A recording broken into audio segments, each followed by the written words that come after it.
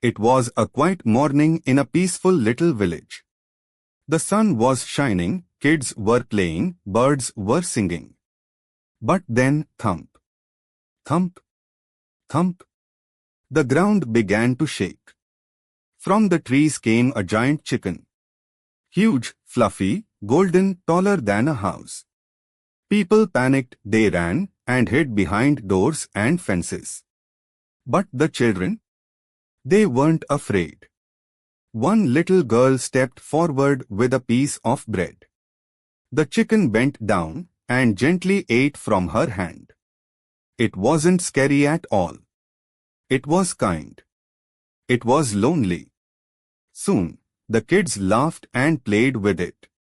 They gave it flowers, rode on its back, and hugged it tight. From that day on, the giant chicken stayed. And the village? It was never lonely again.